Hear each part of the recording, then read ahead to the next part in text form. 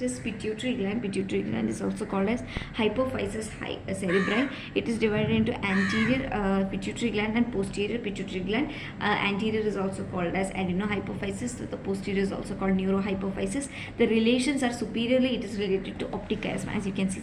Superiorly it is related to, this is the hypophysis that is the pituitary gland. Superiorly it is related to optic chiasma, and inferiorly it is related to sphenoidal air sinus, and laterally it is related to cavernous sinus. So what is written? Superiorly optic chiasma, inferiorly sphenoidal air sinus, laterally cavernous sinus. Now the development is anteriorly it develops from Rathke's pouch, and posteriorly it develops from floor of the infundibulum. So the anterior pituitary develops from Rathke's pouch, whereas the floor of the infundibulum, the posterior one develops. So hence the posterior one is more of neural, whereas the anterior one is non-nervous. Okay, the anterior one is non-nervous. And then there is anterior pituitary, that the parts of the anterior pituitary are that is the adenohypophysis, that is pars anterior, pars intermedius, and pars tuberalis. Okay, pars anterior, pars intermedius, pars tuberalis, whereas pars posterior consists of the posterior pituitary consists of pars posterior and infundibulum. Okay, and infundibulum is also a part of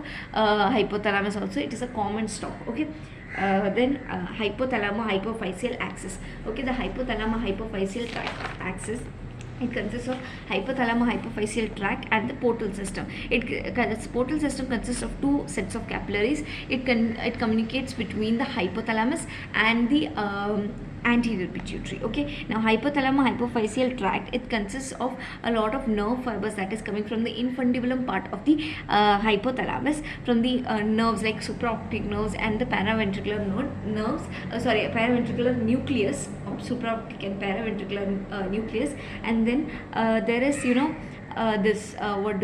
what am I saying? This hypothalamus, they form or they secrete this they form the hormones oxytocin and vasopressin respectively, but it is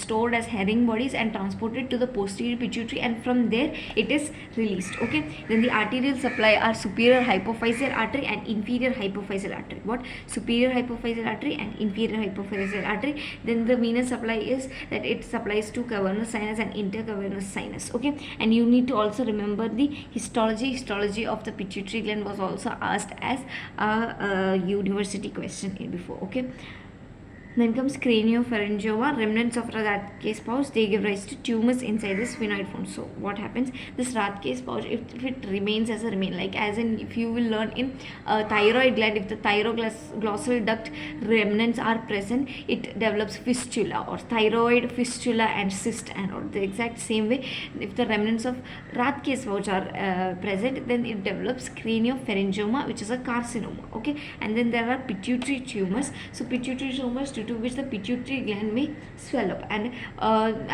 it will proliferate a lot. Okay, so as you can see, I have told you a relation where this pituitary gland, the anterior relation is optic tract, optic chiasma. So what happens due to this multiplication or proliferation of this tissue, it will go, this adenoma will press the central part of the optic chiasma. So the nasal part of that is the central part of the optic chiasma, and if you have learned the visual pathway, then you know what all fibers pass from there, the nasal fibers pass from there. So they get affected, and it will cause bitemporal hemianopia, which you see in acromegaly and all. Okay, and then comes the surgical approach. That is, there are two approaches to this: transsphenoidal approach and transfrontal approach, to remove this adenoma and cure the disease. Okay, thank you.